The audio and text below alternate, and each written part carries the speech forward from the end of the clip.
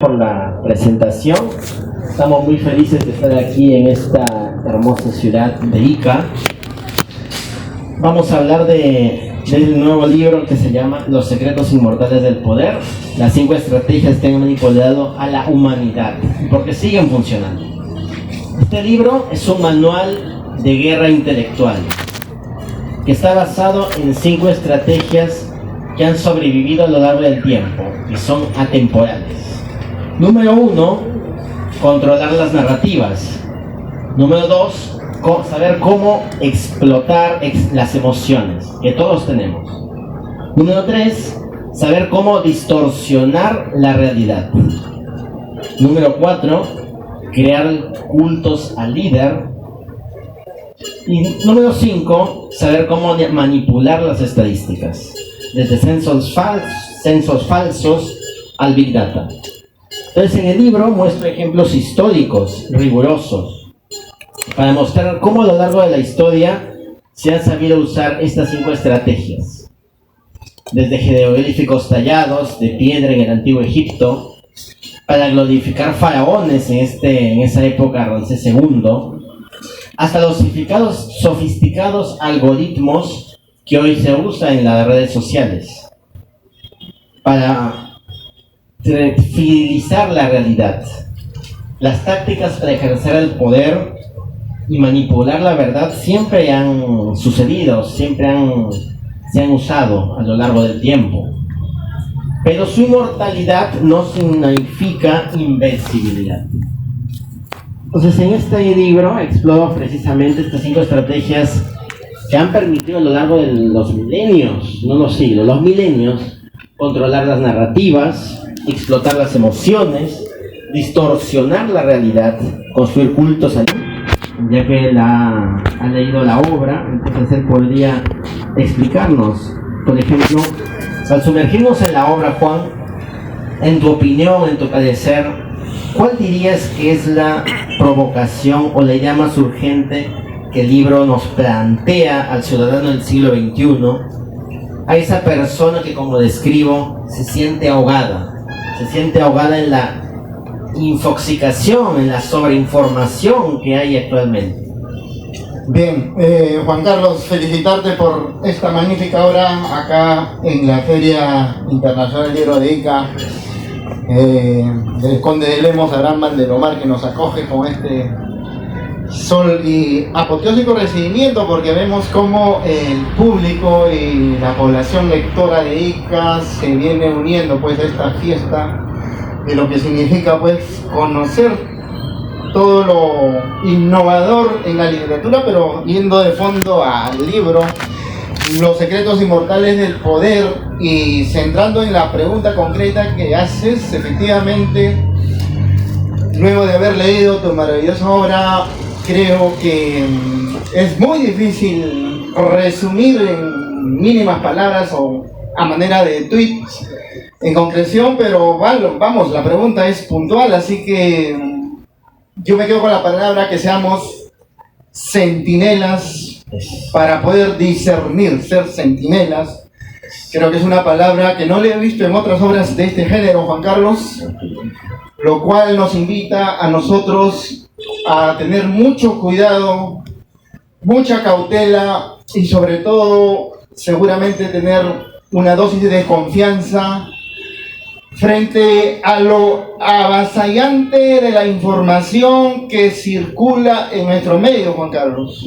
Nos referimos a que hace décadas atrás, o hace un lustro atrás, o hace 30, 35 años no vivíamos ese mundo vertiginoso que nos toca vivir a nosotros, en donde, reitero, la información está a la velocidad de un tweet o a la velocidad de un clic, y por qué no decirlo también, ese aspecto de la prospectiva que nos invita a tener información y respuestas, sea en el ámbito de la academia o de la cientificidad en la que te desenvuelves, como a nuestro matizado auditorio, que seguramente hay empresarios del mundo agrícola o emprendedores o ciudadanos de la academia, de la universidad, San Luis Gonzaga de Ica o de la Universidad Tecnológica del Perú y además universidades y centros de la academia,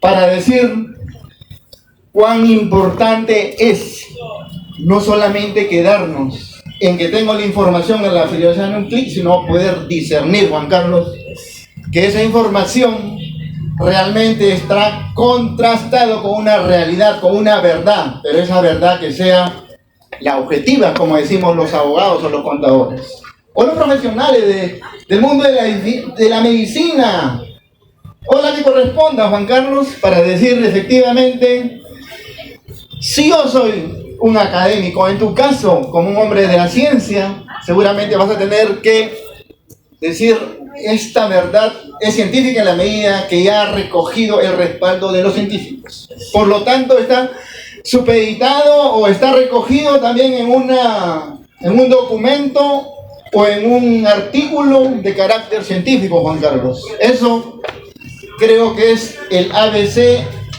para los amigos que van a adquirir tu maravillosa obra acá en la cálida Ica, para poder entender esa importancia primigenia, el ABC del entendimiento de lo que significa el discernimiento. Y cuando yo decía centinela, que me impresionó tu término, nos va a decir, hay que tener mucho cuidado, porque no podemos ser copartícipe de la comparsa de ciertas instituciones, entre comillas, por llamarlo así, Juan Carlos, que pretenden de alguna manera sorprender a la humanidad con darnos información que no es veraz o no es una realidad probada o comprobada.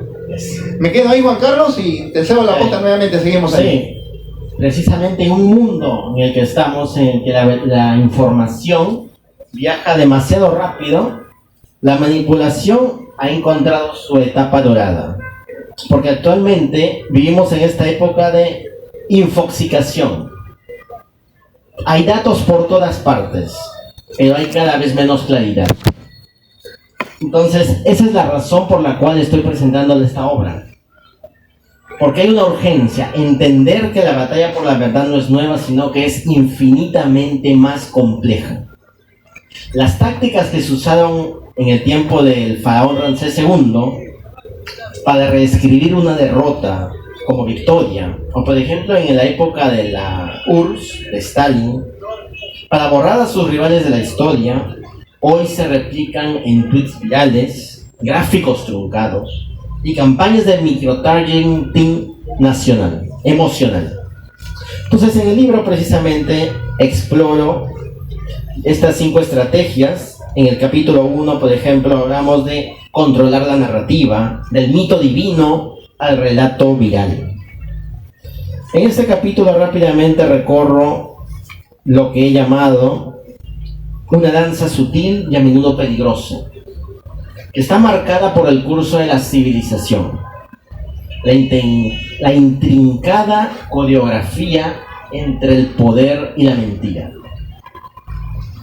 Y ahí les explico cómo se controla la narrativa, las técnicas que se usan. Por ejemplo, los faraones, en la época del Antiguo Egipto, tallaban sus mentiras en piedra, pero hoy se escriben en algoritmos, ¿okay? En esta época moderna. Entonces, ahí les muestro por qué las estrategias de manipulación son inmortales y se adaptan a cada era. Ahora que estamos en la era de la IA, de la inteligencia artificial, cómo se explota la psicología humana, cómo se dirige a nuestros miedos más primarios, nuestras esperanzas más profundas, nuestros sesgos cognitivos, que son aproximadamente 150 sesgos cognitivos. Y aparte, cómo se adaptan tecnológicamente, cómo sirven a los intereses del poder. Y además les muestro una frase de George Orwell en 1984 que dice: quien controla el pasado, controla el futuro. Y quien controla el presente, controla el pasado. Y es una verdad que acá les recuerdo. Entonces hablo del arte de moldar la percepción, el framing. Es una técnica de comunicación que se define de cómo se presenta un mensaje para influir en su interpretación. Les hablo del Antiguo Egipto. También les hablo de la teoría del agenda setting, decidir de qué se habla y de qué no se habla. Por ejemplo, en la Edad Media, la Iglesia Católica definía la agenda moral, mediante los sermones, el arte religioso, y eso desviaba la atención de problemas como la corrupción clerical, por ejemplo. Ahora, en la Guerra Fría, sucedía que los medios occidentales se enfocaban sobre todo en la agenda y el peligro comunista, pero la URSS hablaba de explotación capitalista. Entonces la URSS se enfocaba en la explotación capitalista y los medios occidentales se enfocaban en el peligro comunista. También les hablo del siglo XX, acá el siglo que acaba de pasar. Cómo los noticieros decidían qué historia transmitir, ignorando las voces disidentes.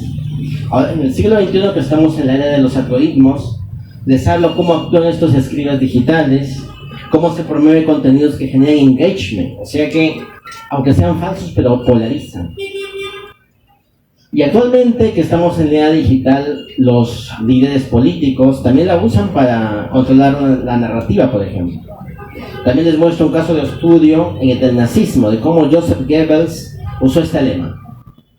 Una mentira repetida 1000 veces se convierte en verdad, pero controlar la narrativa sobre para mostrar la narrativa sobre la superioridad aria y el odio a los judíos. Entonces, él creía eso, una mentira contada 1000 veces se supone una verdad. Les hablo también de las imágenes virales, del blindaje ciudadano, qué técnicas usar para poder protegernos. Una de ellas es, por ejemplo, el espejo de la narrativa. Identificar el marco, reformular el marco. Les hablo también de la era digital. Les hablo de la psicología del relato. ¿Por qué nuestro cerebro prefiere historias antes que datos? Les hablo de eso, les hablo de la evolución. Cómo sobrevivir gracias a los cuentos también. Y de ahí les hablo de un poco de neurociencia, les hablo cómo se liberan los neurotransmisores, les hablo de dopamina, oxitocina, cortisol, la activación global, cómo son las historias que secuestran literalmente nuestro cerebro. También les hablo de las historias que construyen identidades, de Epopeya de Gilgamesh hasta el sueño americano. Les hablo también de la Eneida de Virgilio. Y les hablo también de la teoría de los 3 cerebros, ¿no? Cómo la ciencia comprueba que sucede esto. Entonces, ahora Juan, te hago una pregunta, tú que has leído, para poder enriquecer a la audiencia. Como tú sabes, el argumento central del libro es que las estrategias de manipulación son inmortales, pero simplemente cambian de herramienta. Entonces viajamos desde los relieves de Ramsés II hasta las fake news y el microtargeting de Cambridge Analytica. Entonces, de las 5 estrategias que acá abordamos, ¿cuál te pareció a ti la más peligrosamente vigente o la que mejor ha sabido adaptarse a nuestra era digital? Perfecto, Juan Carlos. Para ilustrar a nuestro auditorio, te pediría que menciones las 3 más importantes, que solo vamos a coincidir para arribar con uno, porque sí está claramente definidos. Pero número 1, controlar la narrativa. Número 2, explotar emociones. Número 3, distorsionar la realidad. Número 4, crear cultos al líder. Y 5, manipular estadísticas. Ya, yo creo que nosotros, bueno, en mi caso le he tomado mayor cuidado, Juan Carlos, y mayor preocupación, porque lo veo desde la óptica en la que me desenvuelvo, ¿no?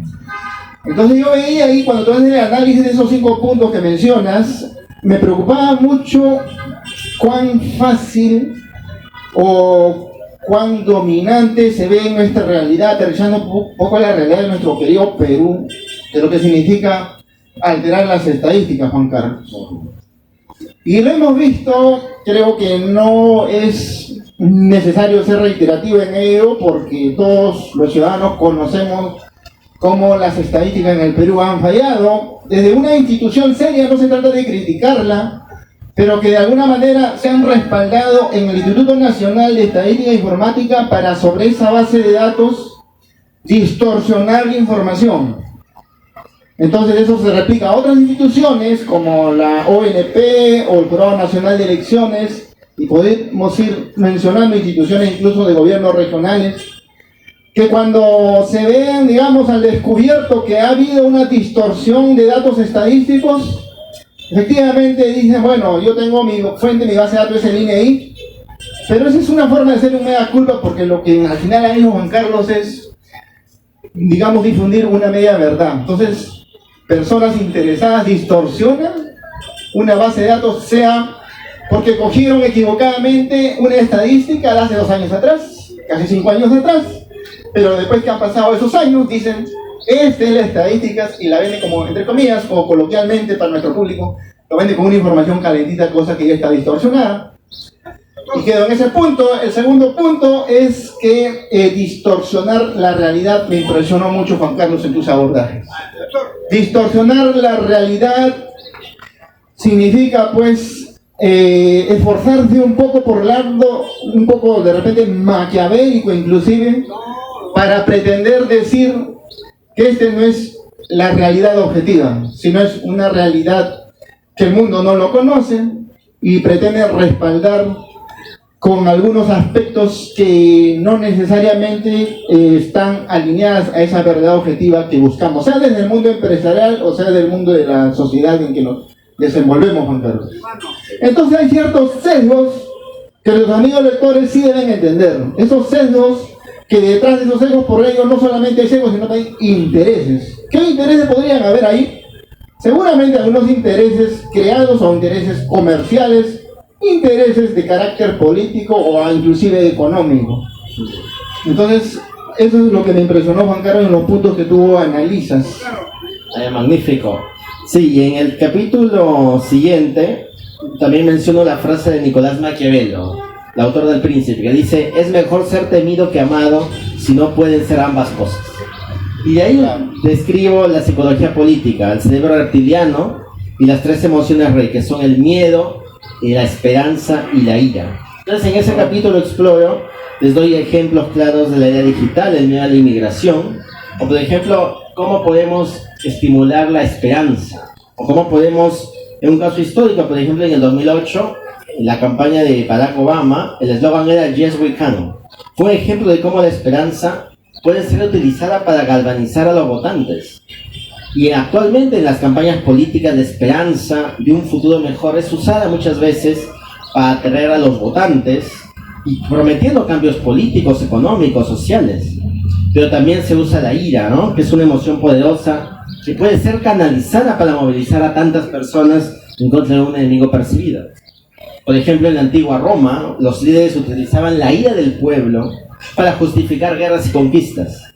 Y actualmente en nuestra era, la ira contra las élites, por ejemplo, ¿no? Los inmigrantes, los medios de comunicación, es utilizada para generar apoyo a líderes populistas. Entonces, en ese capítulo también les hablo pues del blindaje ciudadano, qué hacer para blindarnos. Y les doy la técnica del semáforo emocional, rojo, ámbar y verde. Y les doy un ejercicio práctico para identificar palabras gatillo en titulares de prensa, que muchas veces veo siempre en los diarios, en la televisión. En otro capítulo también les hablo de neuropolítica, cómo los mensajes virales activan la amígdala que todos tenemos en nuestro cerebro. Por ejemplo, el procesamiento del miedo es una respuesta inconsciente automática. También les hablo de ejemplos de la política actual. Les hablo de cómo protegernos con el antídoto neuropolítico. Les hablo un ejemplo de la pandemia. También les revelo casos históricos, por ejemplo, los juegos de gladiadores, como la distracción de crisis económicas que se usaban en esa época. Les hablo también de herramientas políticas que se usan. Por ejemplo, actualmente en América Latina, las deepfakes, las fake news en las relaciones brasileras, las teorías conspirativas en México, las crisis migratorias de xenofobia, los grupos vulnerables, la brecha digital como arma. Y también les hablo pues de por qué América Latina actualmente es un blanco clave, ¿no? Les digo rápidamente los algoritmos sin fronteras. Por ejemplo, las plataformas como Facebook, Instagram priorizan el engagement, las crisis políticas recurrentes, o el WhatsApp como arma masiva. Y también les doy una técnica del espejo histórico, para que también se protejan ante lo que estamos viviendo ahora. También les menciono el contexto histórico, el macartismo, la amenaza roja del macartismo en Estados Unidos en la Guerra Fría. Y también les hablo claramente del programa de lealtad de Truman, también que cómo se puede ver. Todo eso en la lección 3. En la lección 4 ya pasamos al simbolismo y el culto al líder, de los dioses, los faraones, a los memes presidenciales. Como la construcción del mito egipto, los faraones como hijos de Ra y los templos. Y empiezo este capítulo con el título, o la frase de Simon Sinek: la gente no compra lo que haces, sino por qué lo haces. De nuevo menciona el antiguo Egipto, el mito del hijo de Ra, la divinización del faraón, la iconografía en los templos, la propaganda en la piedra, cómo lo usaban. Actualmente, de los templos a los algoritmos, por ejemplo, la construcción del mito del líder persiste, adaptándose a nuevas tecnologías y formatos. En Rusia, por ejemplo, el dictador ruso es retratado en memes montando osos o practicando artes marciales para reforzar su imagen de hombre fuerte, por ejemplo. Pero en Estados Unidos es glorificado como Dios emperador, el actual presidente en foros, usando simbolismo similar al que usaban los faraones. Pero en Corea del Norte, ¿qué hacen? Por ejemplo, Kim Jong-un, el actual dictador, aparece siempre en imágenes estatales, rodeados de pueblo. ¿Para qué? Para ocultar el autoritarismo tras una fachada de cercanía del pueblo. También se usa en la India, por ejemplo. El actual primer ministro Narendra Modi utiliza eslóganos como que dice "juntos para el progreso de todos", y eso evoca la unidad y el paternalismo. Entonces les digo cómo blindarse deconstruyendo el mito, ¿no? Les doy la técnica que se llama deconstrucción simbólica. Y si ustedes la aplican, se van a blindar sobre esa estrategia de manipulación. Y también después les voy a hablar de Stalin, las fotos retocadas para eliminar rivales. En esa época también se usaba esta estrategia de manipulación. Y ahora, Juan, te quiero hacer otra pregunta para enriquecer la audiencia. En la lección 1, como tú sabes, tras un paralelo directo entre la forma en que Ramsés II reescribió su derrota en Kadesh, como una victoria divina en piedras, y cómo hoy se usan hashtags o deep narratives populistas para enmarcar la realidad. Ahora, ¿a ti te parece acertada esta conexión entre la propaganda monumental de la antigüedad y la micropropaganda viral de hoy? ¿Dónde ves tú los paralelos más claros y quizás las diferencias más sutiles? Sí, efectivamente, Juan Carlos, como tú bien te has remontado a siglos de siglos para poder, por cierto, hacer una especie de comparación de un mundo que pues tenía otra forma de comunicarse, porque tú hablas también ahí de los tallados en piedra, hablas de los faraones, hablas del mundo egipcio, Juan Carlos, donde haciendo el aspecto comparativo veo que estos tallados en piedra lo que pretendían era evidenciar una realidad, o por lo menos si era sesgada esa realidad, tenía que calar en la colectividad, Juan Carlos. Esa colectividad que, por cierto, había un enorme interés en que cale, y yo veo que hoy en día esa velocidad de los hashtags y de todo el mundo de la velocidad digital de la información, vemos que también tiene ese objetivo. ¿Cuál es ese objetivo? Plasmar esa verdad al costo que corresponda. No sé si eso podría tener un enorme costo político, un enorme costo económico, un enorme costo social, un enorme costo para la salud, pero finalmente quieren vender como una información que todo el mundo lo acepte como tal. Y si antes, en los tiempos de los faraones, como bien abordas en la obra, no se hablaba mucho del aspecto de este término, de legitimar algo que en su momento seguramente el ciudadano de a pie no lo aceptaba, también aterrizas hoy día para decir lo que se pretende hacer con este boom de información y de estrategias, utilizando a personajes seguramente que tienen un arrastre popular, o incluso a personajes que están en las redes sociales como los influencers. Finalmente lo que pretende Juan Carlos es legitimar algo que seguramente sin el apoyo de estos representantes del mundo moderno no podrían lograrlo. Creo que tú mencionas también incluso esa polarización de ciudadanos con gobierno, dice Juan Carlos, cuando te refieres un poco a la consecuencia que podría traer esta situación. Y si aterrizamos, por ejemplo, en los países democráticos, Perú en este caso, uno de los países en vía de acrecentar su democracia, vemos esa situación de la polarización ciudadanía y gobierno. Entonces, esa es una de las consecuencias también de que si nosotros como ciudadanos de a pie, es decir, nosotros como ciudadanos de la academia, o como ciudadanos propiamente de una sociedad o de un partido político, de una organización social, estamos solamente en las galerías para hacer el santiamén o aceptar lo que ve de nuestra vista, creo que no estaríamos cumpliendo con ese mensaje avisador o recomendado, como tú dices, seamos centinelas y no meros observadores de lo que viene pasando en nuestro mundo actual. Entonces, yo considero pues que efectivamente hay vestigios muy bien rescatados por la ciencia y por el estudio, en tu caso, Juan Carlos, que has traído a colación en esta maravillosa obra de los secretos inmortales del poder. Pero qué vigentes, Juan Carlos, están estos aspectos de la intención propiamente dicha y aquellos gobiernos, o sea, gobernantes y gobernados de la época egipcia o de los faraones, frente a un gobierno, poder como la República Popular China, que duda cabe que tiene pues ese avasallante dominio del mundo económico, y un Donald Trump del Partido Republicano que se siente preocupado porque la amenaza es a voz populi en poquísimo tiempo. El poder imperial económico de la República Popular China seguramente se va a imponer frente a cada error que cometa un gobierno. Frente a esta situación, en los fake news, como tú bien dices, en los hashtags que manejan el mundo, aparecen los algoritmos, como tú bien lo indicas en tu obra, para decir, ese algoritmo que usa la inteligencia artificial o la Artificial Intelligence Generative, inteligencia artificial generativa, le va a decir pues a estos señores que manejan la media, el mundo quiere escuchar esto, el mundo está preocupado por quién va a ser el más avasallante en los próximos 5 años, por lo tanto tienes que disparar información en el mundo entero, porque eso es lo que va a consumir el mundo, esto se va a volver viral.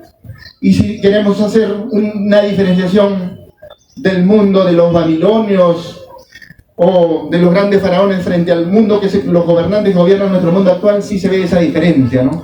Antes no tenían ese poder de la velocidad que hoy creo están en una enorme ventaja frente a los babilonios o a los egipcios, pero que hoy nos puede costar muchísimo, Juan Carlos, porque también hablamos pues de una tercera guerra mundial, y de esta tercera guerra mundial, de este peligro para la humanidad.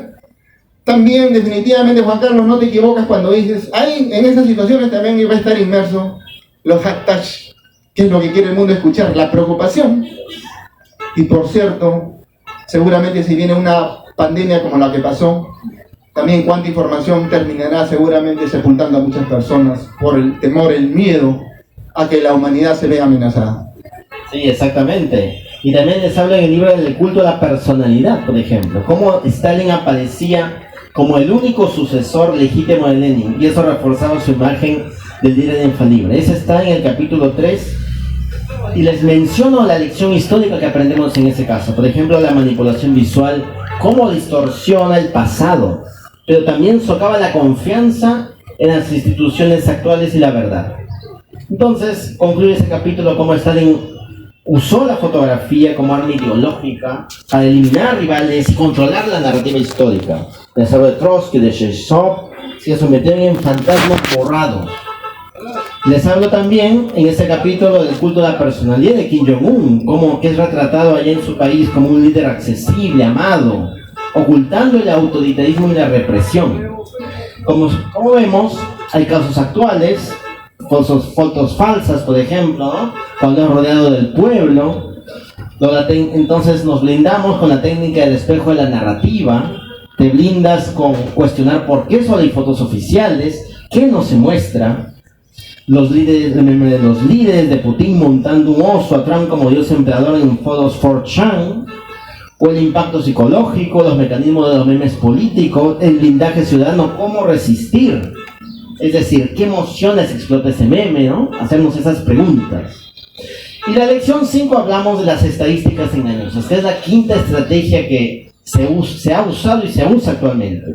De los censos falsos a la exilidad, y les empiezo con la frase del emperador francés Napoleón que dijo: la historia es un conjunto de mentiras acordadas. Les hablo cómo en la antigua Roma los censos eran herramientas clave para medir la población, los recursos, sus capacidades militares, cómo su objetivo era impresionar a las provincias y a los enemigos, proyectando poderío. También les hablo de la evolución del Big Data actual, ¿no? Las tácticas modernas que se usan. Por ejemplo, los gráficos engañosos de la pandemia, las tácticas históricas de manipulación estadística. Les doy preguntas clave para que puedan subrayar. También les hablo de la República Socialista, Unión de Repúblicas Socialistas Soviéticas, sobre las cifras falsas de producción de trigo durante la hambruna del 1932 a 1933. Les hablo del contexto histórico. Bajo Stalin, la URSS, por ejemplo, implementó la colectivización agrícola, la propaganda ideológica que se hizo. Por ejemplo, las cifras maquilladas de la URSS durante el Holodomor, las tácticas de manipulación, la censura, la represión. Hasta actualmente llegamos al Cambridge Analytica del año 2016. Seguramente ustedes han escuchado ese caso que ha salido en la televisión, ¿no? Cómo marcó un punto de inflexión en la comprensión de cómo los datos y la psicología pueden explotarse para manipular las elecciones. Les hablo también de qué técnicas usar para poder blindarnos en esta quinta estrategia que se está usando actualmente con relativo éxito a lo largo del tiempo. Ahora, Juan, dedico, como tú sabes, un capítulo a explicar por qué nuestro cerebro prefiere las historias a los datos. Un mecanismo que va desde el panem et circenses del romano hasta los videos virales que activan nuestra amígdala. Entonces la pregunta es, ¿qué tan vulnerables nos ha hecho la velocidad de las redes sociales a esta explotación emocional? ¿Y hemos perdido la capacidad de pausar antes de reaccionar? Juan Carlos, tú has mencionado algo tan relevante que quiero compartir con este magnífico auditorio de esta FIL-ICA. Y efectivamente no había advertido, incluso ni desde la experiencia, cuán relevante es la forma como tú entregas ciertos datos que van a generar un mayor impacto frente a un dato tan simple. Es decir, siempre te indican pues que uno tiene que tener el arte de convencer frente a quien está, mejor dicho, quien está frente a ti. Pero eso es muy sencillo seguramente, ¿no? Hay formas como tú convences a tu cliente, hay formas como tú convences a tu paciente si eres médico, hay formas como tú convences a tu novia, a tu esposa, a tus hijos. Pero convencer a masas, convencer a un público nutrido, convencer a un público seguramente multidisciplinario, es más complicado. Y tú pones ahí incluso un ejemplo que me quedó muy grabado, que dices, ¿cuál es más sencillo y cuál genera un mayor impacto en el auditorio, en las personas, en tu público? Decir que el desempleo en el Perú ha caído 2 puntos por ciento más en comparación al mes pasado, o que esto solamente se ha acrecentado en 0.5%, que mencionar pues aquella madre que su esposo lo abandonó, que tiene un hijo menor de edad y que ha perdido el empleo. ¿Cuál genera más impacto? Definitivamente, tú mismo te das la respuesta en tu libro y dices, es el caso en que la madre, tú narras, una madre preocupada por la comida, por el alimento de su hijo, ¿no es cierto? Entonces aterrizamos a una situación en la que está generando un enorme impacto como tú convences. Y por cierto, aquí entramos nuevamente en el territorio de aquellos que se dedican a plantear estrategias malévolas, Juan Carlos. Esa estrategia que no es para convencer para algo bueno, sino para pretender de repente incluso tener oprimido a quien escucha. Para tenerle ahí de alguna manera supeditado a una verdad que no es verdad. A veces una verdad construida y una media verdad finalmente termina siendo verdad. Dices, si la repites 1000 veces, se termina consolidando como una verdad o se termina legitimando en la ciudadanía. Pero obviamente que eso tendrá seguramente consecuencias de distintas índoles, porque finalmente nosotros, Juan Carlos, de repente ya he aterrizado un poco en la respuesta, pero quiero Si me permites 2 minutitos para comentarte un poco, ¿no? El caso empresarial o el caso social en la que se ven enfrentados en una situación complicada y todos los profesionales, los hombres de la cientificidad, los expertos de la gobernanza dicen: señores, si tú no le pones un aditivo de lo que significa la competitividad, de lo que significa la meritocracia, de lo que significa el gobierno corporativo o los buenos gobiernos, si tú no le pones esa dosis de honestidad en tu equipo, siempre van a terminar poniendo en rojo o perjudicando a los intereses de tu corporación o en tu gobierno regional también, ¿no? Entonces todos es consabido por este auditorio, pues, que en un gobierno regional como nuestra calle de Ica, donde no se alinea a esta meritocracia de los mejores técnicos, los expertos en la ejecución de las obras para nuestra querida Ica, finalmente, que terminan en una situación complicada, terminan seguramente en investigaciones. Finalmente, este gobierno regional, si no se alinea a eso, termina pues con la Contraloría General de la República, y el gobierno corporativo es muy parecido. Pero lo que quiero aterrizar es que finalmente esta corporación cambia todo, o sea, hace caso a los mensajes, a las consideraciones y a las recomendaciones, pero hay una consecuencia que cuando tú nos manifiestas que la inteligencia artificial generativa y todo el ChatGPT y todo lo que tenemos al alcance a la velocidad del clic nos va a permitir hacer más dinámicas las empresas y más fructíferas. La pregunta era: ¿y qué hacemos cuando tienes todo el Big Data y toda el área de tu customer o tus clientes, etcétera, tus empleados, los mejores, pero finalmente hay todo un plan malévolo como aquel cliente que termina haciendo perro muerto a las facturas de tu corporación? $500,000, $500,000, $600,000 de deuda, o sea, por ventas al crédito, que finalmente termina yendo al Poder Judicial, y nuestro sistema judicial está a paso paquidérmico, ¿no es cierto? Entonces, ¿qué hacemos frente a eso, Juan Carlos? Nos vamos a la inteligencia artificial generativa a preguntarle, a decirle: constrúyeme una visión de que mi cliente es honesto. Ya, te lo construye, porque seguramente el algoritmo te dice: este señor, esta empresa tiene historia, tiene detrás su bagaje de clientes y proveedores que cumple muy bien. Hasta ahí vamos muy bien, pero la inteligencia artificial generativa no te va a decir: este cliente tiene un plan malévolo, Juan Carlos. Creo que ahí está el gran reto de nosotros mismos. Tú te has puesto una valla altísima porque estás enfocando la inteligencia generativa, la artificial, y acá nos hablas, pues, por cierto, de estos secretos inmortales. Combinando esta mixtura, finalmente te has puesto una situación de valla altísima. ¿Cómo hacer para que la inteligencia artificial generativa permita que nuestros, en este caso, clientes, que la inteligencia artificial generativa te dé ese dato de sus planes malévolos? Creo que ahí no sé qué respuesta darte, Juan Carlos, y me quedo ahí. Eso, en el libro de Sangre a tu empresa vamos a tratar de ese tema y vamos a explicarlo. Para terminar rápidamente, mi gran objetivo acá es escribir un libro que sea como un manual de resistencia para protegernos sobre las estrategias que se usan actualmente y que se han usado a lo largo de la historia. Y actualmente, por eso desarrollé este concepto de blindaje ciudadano: protegernos, blindarnos con herramientas prácticas como, por ejemplo, la técnica del espejo de la narrativa, el método SIFT. Ahora, Juan, desde tu punto de vista, ¿son estas herramientas que he puesto en mi libro accesibles para cualquier persona?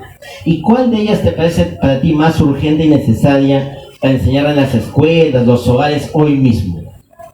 Juan Carlos, perdóname que me distraje un segundo por una señal que recibí, pero dime nuevamente la pregunta. Desde tu punto de vista, las herramientas que les expliqué, por ejemplo, blindaje ciudadano. Correcto. La técnica del espejo SIFT, método SIFT. Correcto. ¿Son esas herramientas accesibles para cualquier persona? ¿Y cuál de ellas te parece para ti más urgente y necesaria para enseñar en las escuelas, los hogares, ahora mismo? Sí, efectivamente, Juan Carlos, en realidad no hay que complicar a nuestro público. Yo creo que nosotros, en el rol de padre y personas que estamos acá, tenemos que entender que venimos pues, digamos, de una generación diferente a los que tenemos a nuestros niños, a los menores pues de 5, 8, 10 años que están en otro mundo tan diferente. El mensaje para ellos sería pues que desconfíen un poco de esa velocidad y esa avalancha de información y siempre se cercioren pues tomando en cuenta pues haciendo el contraste si es una información verídica o es una información sesgada o es una verdad construida con ciertos intereses conforme el abordaje en el capítulo pertinente de tu libro, ¿no? Eso es lo que quiero dejar como mensaje final, Juan Carlos, y te doy la posta porque nos dicen que ya ingresan los otros ponentes, de tal manera que yo me despido. Un cálido abrazo a nuestros oyentes en esta FIL y muchísimas gracias y tenemos en otra oportunidad. Gracias, Juan Carlos. Muchas gracias, agradecemos a la audiencia. Muchas gracias por su atención. El que desee algún libro, por favor, acérquese para poder firmarle y presentarle. Y también darle mi tarjeta también para poder estar en comunicación. Muchas gracias.